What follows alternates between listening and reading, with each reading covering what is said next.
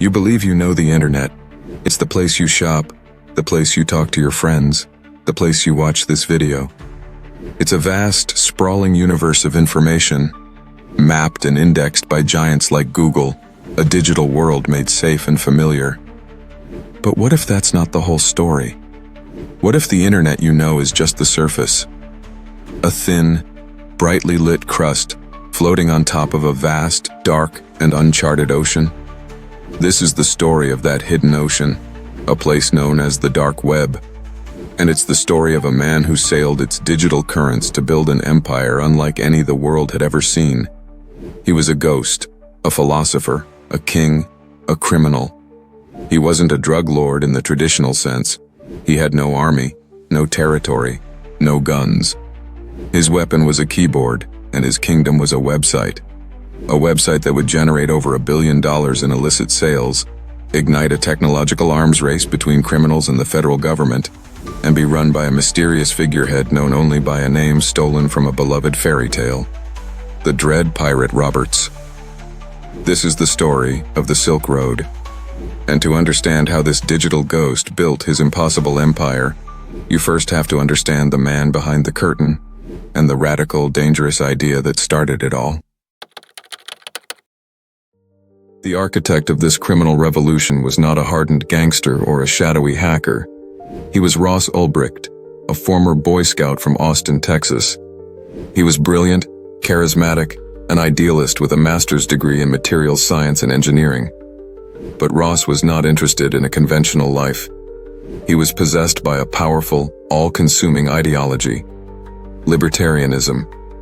He dreamed of a world without government control, a world where individuals were completely free to make their own choices, to buy and sell whatever they wished without oversight or regulation.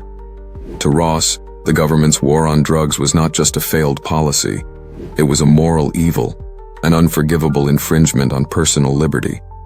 He saw the violence of the street-level drug trade as a direct result of government prohibition. And he believed he had found a solution: a way to use technology to create a frictionless free market, cutting out the cartels, the gangs, and the violence. A place where transactions could be peaceful, private, and beyond the reach of any government on Earth. This dream was impossible on the regular internet, the clear net, where every click, every search, every purchase is logged, tracked, and monitored. To build his utopian marketplace, Ross needed to venture into the digital underworld.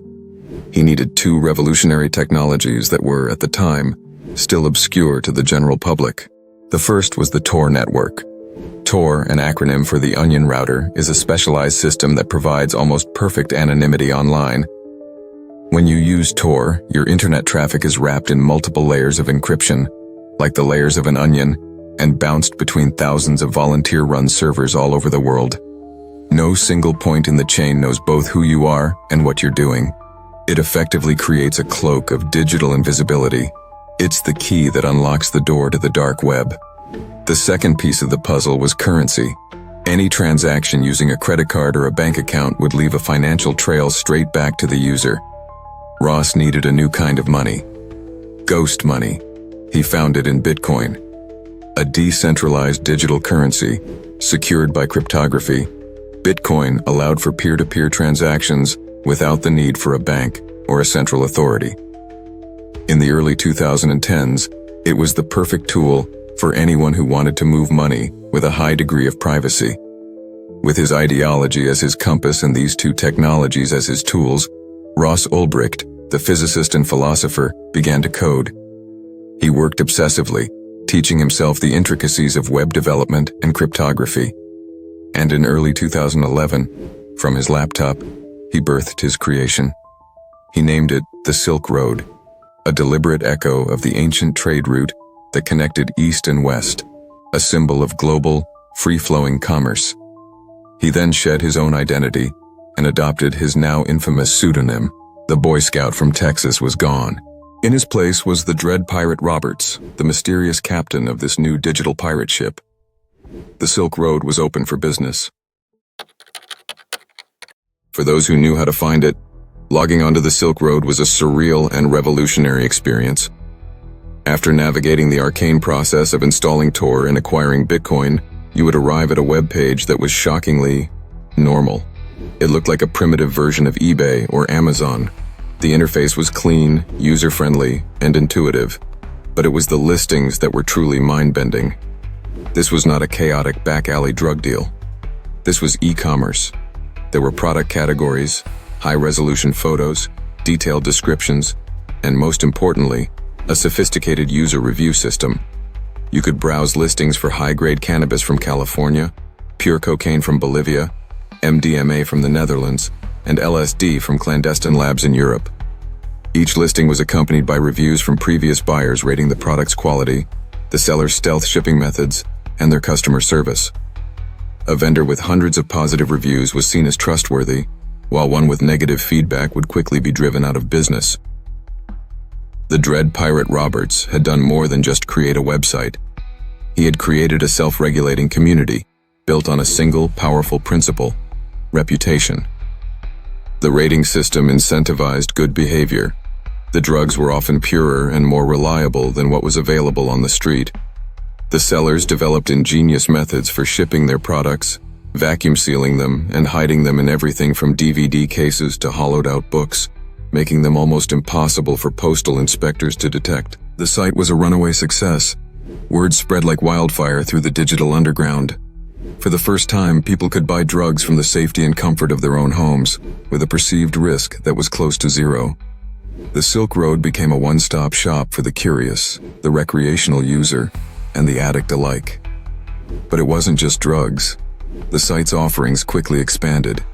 You could buy counterfeit currency, forged passports and driver's licenses, and hacking services that promised to take down websites or steal social media accounts. The Dread Pirate Roberts, or DPR as he was known, ran his empire like a CEO. He had a clear vision, a set of principles, and a dedicated staff of paid administrators and forum moderators who helped manage the site's day-to-day operations. He would communicate with his users and staff through the site's forums, not as a simple administrator, but as a philosophical leader. He would post long, eloquent manifestos about libertarianism, freedom, and the moral mission of the Silk Road. He cultivated a powerful mystique. No one knew who he was or where he was from. He was a myth, a legend, a digital folk hero to his thousands of loyal users who saw him as a visionary fighting for their freedom. Money poured in. The Silk Road took a commission on every sale, a percentage of every transaction that passed through its digital gates. Within a couple of years, the site had facilitated over 9.5 million Bitcoin worth of sales, which at the time was valued at approximately 1.2 billion US dollars. DPR's personal commission was estimated to be over $80 million. From a simple idea and a single laptop, Ross Ulbricht had built a billion-dollar empire. He had proven that his concept could work. He had created a thriving free market for illicit goods, seemingly beyond the grasp of the law. But he had also created a monster, and the hunters were coming. In the halls of federal law enforcement agencies across the United States, a sense of disbelief was turning into panicked urgency. The Silk Road was no longer just a rumor. It was a brazen affront to their authority, a bleeding wound in their war on drugs. It was making a mockery of their jurisdiction. How could they police a marketplace that existed everywhere and nowhere at once? How could they arrest sellers and buyers who were hidden behind layers of military-grade encryption? A scattered collection of agents from different departments, the FBI, the DEA, Homeland Security, the IRS, all began to probe the edges of this digital fortress, each unaware of the other's efforts. It was a new kind of war, and they were desperately trying to write the rulebook as they went. One of the first to draw blood was an unlikely hero, Gary Alford, a quiet, unassuming tax investigator from the IRS. While agents from the FBI and DEA were trying to crack Tor or go deep undercover on the site, Alford had a simpler idea. He believed that even a digital ghost had to have made a mistake at some point. He began to search the regular, open internet, digging through old forums and chat rooms, looking for the earliest mentions of the Silk Road. hoping to find the digital breadcrumbs that its creator might have left behind before he learned to cover his tracks. Meanwhile, a young, ambitious DEA agent named Carl Force went undercover on the site itself. He created a persona, a major drug trafficker, and began to interact with vendors, trying to gain their trust. He even managed to make contact with DPR himself, selling him fabricated information about the ongoing investigation in exchange for thousands of dollars in Bitcoin. It was a dangerous, high-wire act in a world where a single mistake could blow his cover. Another key player was Jared Yegiayan, a Homeland Security agent based in Chicago. His team was focusing on the physical world, intercepting packages that had been shipped through the city's international mail facility. They painstakingly tracked packages back to major Silk Road vendors, slowly but surely building a map of the site's supply chain. For months, then years, the investigation was a frustrating crawl in the dark. The agents were chasing shadows. DPR was a master of operational security, a disciplined and intelligent adversary who seemed to anticipate their every move. The technological barriers felt insurmountable. Tor seemed unbreakable. Bitcoin transactions, at the time, were considered functionally anonymous. The agents were fighting a war on a battlefield they didn't understand, against an enemy they couldn't see. But Ross Ulbricht, the man behind the mask, was not a perfect ghost. As his empire grew, so did the challenges of running it. He had to deal with hackers trying to steal his Bitcoin, scammers trying to defraud his users, and a constant barrage of threats. The idealistic libertarian who wanted to create a peaceful marketplace was now the sole arbiter of a massive criminal enterprise. And he was forced to make decisions that would forever tarnish his utopian vision. A former employee allegedly hacked the site and threatened to release the real identities of thousands of its users unless he was paid a hefty blackmail. Faced with a catastrophic breach, DPR, according to the prosecution's evidence, did something unthinkable. He allegedly reached out to one of his undercover agents, believing he was a real trafficker, and paid him hundreds of thousands of dollars to have the blackmailer murdered. While no evidence of any actual murders ever surfaced, the chats were a chilling look into how far the idealistic founder was willing to go to protect his creation. The Dread Pirate Roberts was no longer just a CEO, he was behaving like a kingpin. And all the while, the hunters were closing in, piecing together the puzzle, clue by painstaking clue. The breakthrough came from the most unexpected of places. It came from Gary Alford, the IRS agent with the simple idea. Sifting through mountains of old forum posts, he found a user with the handle Altoid, who, in the very early days, had posted a message promoting a new anonymous marketplace. In another post on a different forum, Altoid asked a programming question and, in a catastrophic lapse of security, signed off with an email address containing the name Ross Ulbricht. It was the first crack in the fortress wall. A name. Ross Ulbricht. The agents began to dig. They found a young man in Austin, Texas, who had a LinkedIn profile that spoke of his interest in libertarian economics and his desire to create a simulation that would give people a first-hand experience of what it would be like to live in a world without the systemic use of force. It was a perfect match for DPR's known ideology. The pieces began to fall into place with terrifying speed. They connected Ross to a failed video game company that was registered at the same address as his friend's house where he was living. They subpoenaed Google for his Gmail records, and they found it. A digital treasure trove. Chat logs, journal entries, spreadsheets, a complete, secret history of the Silk Road, all tied to one account. Ross Ulbricht had meticulously documented the creation and operation of his own criminal empire. The ghost in the machine now had a face, a name, and an address. The hunt was almost over. The trap was about to be sprung. In the late summer of 2013, Ross Ulbricht moved to San Francisco. He was living in a small rented room, surrounded by the immense digital fortune he couldn't spend. He was paranoid, isolated, and unaware that a team of federal agents was now tracking his every move. They followed him as he walked the streets. They watched him in coffee shops. They knew his daily routine, and they were planning the perfect takedown. They couldn't just arrest him on the street. Their entire case rested on proving that Ross Ulbricht was the dread pirate Roberts. And that proof was locked away on his laptop, protected by layers of powerful encryption. If they arrested him, and he had a chance to close the lid, the data could be lost forever. They had to catch him red-handed, logged into the Silk Road's master control panel, with the laptop open and unencrypted. They would have one chance to get it right. The chosen location was the Glen Park branch of the San Francisco Public Library, a quiet, unassuming place where Ross often went to use the free Wi-Fi. On the afternoon of October 1st, 2013, Ross settled into a seat in the sci-fi section. He opened his Samsung laptop, and he logged in. He logged in as the dread pirate Roberts. Outside, the library was surrounded by undercover agents. Inside, a male and a female agent, posing as a couple, took a position nearby. The plan was meticulously choreographed.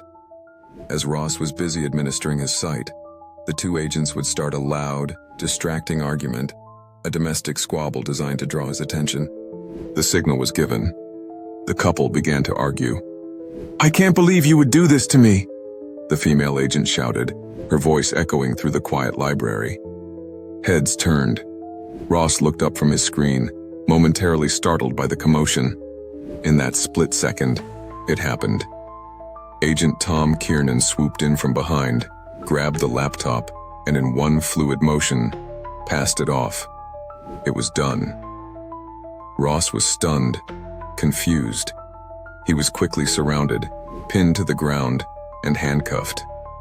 The hunt was over.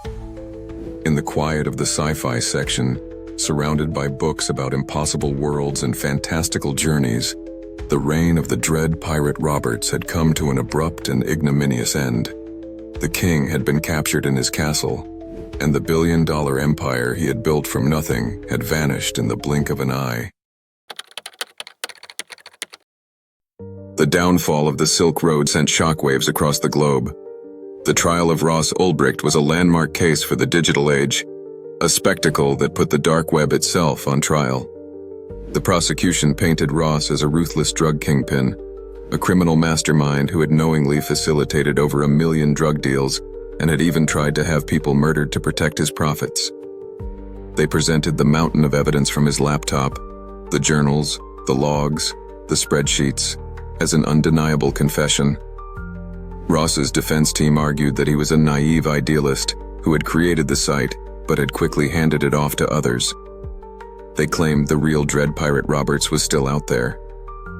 They pointed to the corruption of the agents who investigated him, 2 of whom were later convicted for stealing millions of dollars in Bitcoin during the undercover operation, as proof that the government's case was tainted. But in the end, the jury was convinced. Ross Ulbricht was found guilty on all counts: money laundering, computer hacking, conspiracy to traffic narcotics.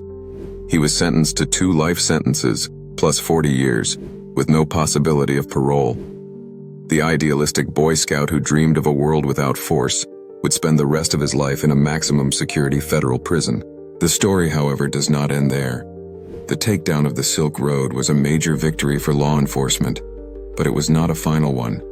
Ross Ulbricht was in jail, but his idea was free. He had created the blueprint, the proof of concept for a successful darknet market. He had shown the entire criminal underworld what was possible. Within weeks of the Silk Road's demise, copycat markets began to appear, each one learning from the mistakes of its predecessor. Sites like Alpha Bay and Hansa rose from the ashes, becoming even bigger and more sophisticated than the Silk Road ever was. The technological arms race had just begun. Law enforcement had won a major battle, but the war for the dark web was far from over. The legacy of the Silk Road is complex and deeply controversial. To the government, Ross Ulbricht is a dangerous criminal, justly imprisoned for the immense harm his creation caused. To his supporters and family, he is a political prisoner, a visionary who was given a cruelly disproportionate sentence for creating a website. But beyond the man, The story of the Silk Road is a defining parable of the 21st century. It's a story about the collision of ideology and technology, about the power of a single idea to reshape the world in unforeseen ways. It revealed the existence of a hidden digital frontier and forced us to confront difficult questions about the nature of freedom, privacy, and law in an age where a single person with a laptop can build an empire, challenge the power of the state, and change the face of crime forever. The dread pirate Roberts may be gone, but the ghost he unleashed continues to haunt the dark corners of our digital world.